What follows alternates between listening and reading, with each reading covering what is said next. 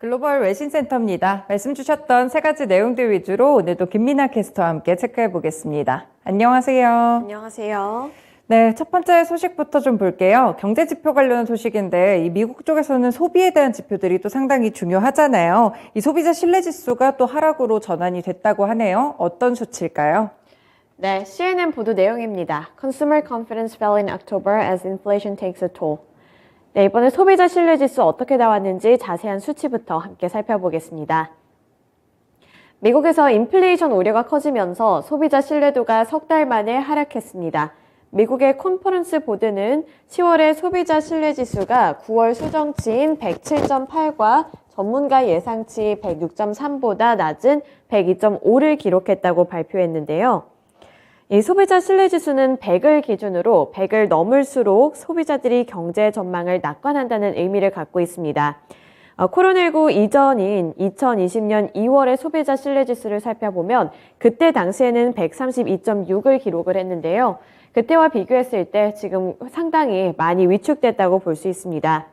우선 이러한 수치는 소비 심리가 악화되면서 경기 침체 우려까지 커지면서 나온 결과라고 볼 수 있는데요. 인플레이션을 잡기 위한 가파른 금리 인상, 그리고 치솟고 있는 물가, 이 두 가지 부분이 원인으로 작용이 됐습니다. 컨퍼런스 보드는 휘발유와 식료품 가격 상승으로 인플레이션에 대한 우려가 다시 한번 높아졌고, 그리고 이는 소비 지출에 강한 역풍으로 작용을 하면서 소매업체들의 연말 시즌 부담으로 작용이 될 수 있을 것이라는 전망까지 내놨습니다. 네, 이렇게 소비자 관련한 지표가 좀 나왔는데 소비에 대해서 살짝 석 달 만에 꺾이는 모습이었기 때문에 앞으로도 추가적인 어떤 영향을 주게 될지는 좀 더 살펴보셔야겠습니다. 다음 소식으로 넘어가 볼게요. 네, EU 측에서 가스 가격 상한제를 좀 추진을 하고 있는데 이 안에서도 좀 입장차가 있나 봐요. 네, 그렇습니다. 로이터 통신의 보도 내용이었는데요. EU edges towards gas price cap with more emergency talks. 네, 이번에 유럽연합 쪽에서는 또 어떠한 논의가 이루어졌는지 자세한 기사 내용 통해서 살펴보겠습니다. 유럽연합 27개국의 에너지 장관들이 가스 가격을 안정시키기 위한 가격 상한제를 두고 절충안 모색에 나섰지만 방법론을 둘러싼 입장차를 재확인했습니다.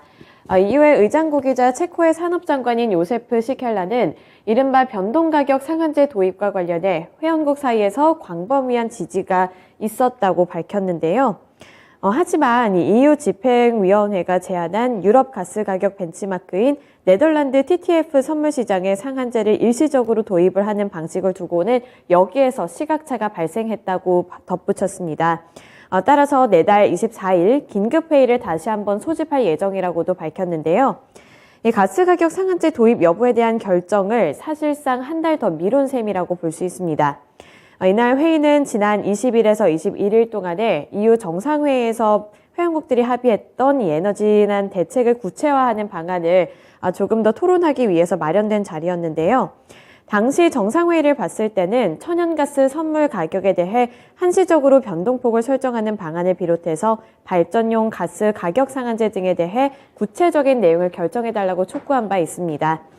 특히 가격 변동폭 제도나 고정 가격 상한제 등이 시장에 미칠 영향에 대해서 분석부터 해보자, 이런 이야기가 이번 회의에서 많이 나왔는데요.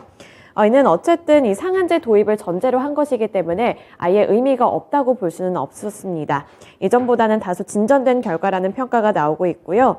하지만 또 일각에서는 이런 부분에 집중을 하고 있는데, 이날 회의에서도 독일과 네덜란드 등을 중심으로 어떤 식으로 가격 상한제가 도입이 된다면 이 수출국들이 유럽에 대한 공급을 꺼리게 되면서 또 불안정성이 심화될 수 있다는 우려도 무시하면 안 된다는 목소리도 함께 나왔습니다. 따라서 이 두 가지를 봤을 때 의미가 아예 없는 것은 아니지만 조금 더 지켜봐야 한다, 이런 입장 차이는 분명히 있었던 것으로 보입니다. 네, 일단 가스 가격이 오르고 있으니까 이런 부분들을 잘 잡아야 될 것 같은데 중장기적인 좀 대책도 마련하고 있다고요? 네, 그렇습니다. 이번 에너지 위기를 계기로 해서 에너지 효율을 높이기 위한 중장기 대책도 논의됐다고 하는데요. 특히 오는 2028년부터 새로 짓는 이 공공 건물은 탄소 배출 제로 의무화를 추진하는 방안에 합의를 했다고 EU 측에서는 밝혔습니다. 2030년부터는 민간 분야에서 새로 짓는 건물에 대해서도 이러한 해당 규정 적용이 추진될 전망이라고 하는데요. 이러한 방안은 EU의 탄소 중립 목표 달성을 위한 방안인 동시에 EU 가스 소비량 중 대형 건물 등이 차지하는 비중이 크다는 점에서 러시아 가스 의존도를 줄이기 위한 방안의 일환으로도 풀이되고 있습니다. 네, 이렇게 가스 가격에 대한 부분들까지 함께 좀 체크를 해드렸으니까요. 글로벌적으로 이런 부분들 놓치지 마시고 유럽 소식까지 확인을 꼭 해보시길 바라겠습니다. 마지막 소식으로 넘어가 볼게요. 네, 제너럴 모터스 실적이 좀 발표가 됐는데 좋았던 모양이에요. 3%가량 상승으로 올랐거든요. 네, 실적이 나쁘지 않았습니다. 시장의 반응도 나쁘지 않았는데요. CNBC 보도 내용입니다. General Motors posts big third quarter earnings beat but holds full year guidance steady amid headwinds. 네, 제너럴 모터스 쪽의 실적 어떻게 나왔는지 함께 살펴보겠습니다. 미국 제너럴 모터스가 예상을 뛰어넘는 3분기 실적을 공개했습니다. GM의 3분기 순이익은 33억 달러로 전년 동기 대비 36.6% 급증했고요. 주당 순이익은 2.25달러로 추정치인 1.88달러를 크게 웃돌았습니다. 또 매출의 경우에는 418억 9천만 달러로 시장 전망치인 422억 2천만 달러를 밑도는 수준을 나타냈습니다. 우선 이 매출의 경우에는 시장 전망치는 살짝 못 미치는 수준이었지만 1년 전과 비교했을 때는 여전히 56.4% 급증하는 수준입니다. 월스트리트 저널 그리고 CNBC 등 여러 가지 외신 보도에 따르면 이 대형 픽업 트럭과 SUV 등 마진율이 높은 제품 판매가 늘어나게 되면서 이렇게 괜찮은 실적을 거뒀다고 분석하고 있는데요.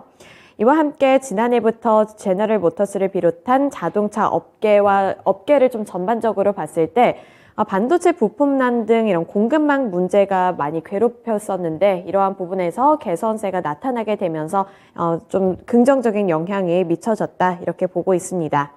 우선 제너럴 모터스는 지난 2분기 말까지만 해도 반도체 등 부품 부족으로 조립을 끝내지 못해서 이 미완성차 재고가 9만 5천 대였는데요.